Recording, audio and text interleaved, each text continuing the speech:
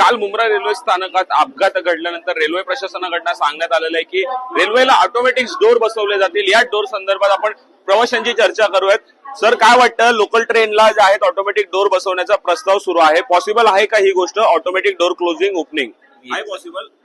पाहिजे तसं पण ते शक्य आहे का मुंबईची गर्दी बघता? नाही पाहिजे, कारण सेफ्टी गरजेची आहे आणि मला वाटतं सेफ्टीपेक्षा दुसरं काही महत्वाचं नाहीये। सर, लोकलला जे आहेत ऑटोमॅटिक डोर्स लावण्याचा जे आहे रेल्वे प्रशासनाकडनं सांगण्यात येतं, ह्या गोष्टी शक्य आहेत का? डोर गर्दी पाहता, लोकसंख्या पाहता शक्य तर सर्व होऊ शकतं, फक्त गव्हर्नमेंटने ते आपलं त्याची तयारी दाखवली पाहिजे। शक्य तर सगळं आहे, त्यासाठी मला तर वाटतंय आणि गरजेचं आहे। लोकसंख्या पाहता प्लॅटफॉर्म तुम्ही फक्त प्लॅटफॉर्म उभा राहायला सुद्धा जागा नसते आणि रोज येण्या जाणाऱ्या लोक जसे ट्रॅव्हलिंग करतात त्यासाठी हे गरजेचंच आहे की डोअर क्लोज, ऑटोमॅटिक डोअर क्लोजच्या ट्रेन येणं गरजेचंच आहे।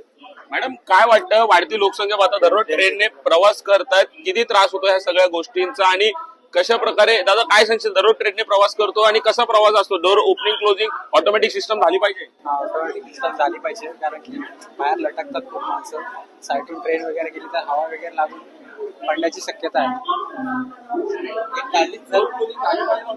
हा, ऑटोमॅटिक डोर क्लोजिंग झाली पाहिजे। मॅडम, रेल्वेने प्रवास करता कशा प्रकारे दररोजचा प्रवास असतो आणि किती चॅलेंजेस असतात? समोर ट्रेनला मोठ्या प्रमाणात गर्दी असते, काय सांगाल, किती त्रास होतो ट्रेनने प्रवास करताना? ट्रेनने प्रवास करता का दररोज? नाही।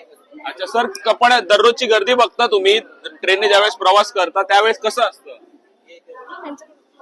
प्रवास करत नाही आम्ही रोज, पण डोर ओपनिंग क्लोजिंग ऑटोमॅटिक झालं पाहिजे पाहिजे। काल बघा, काल इन्सिडेंट झालेलं आहे एक मुंबऱ्याला, त्यासाठी व्हायलाच पाहिजे।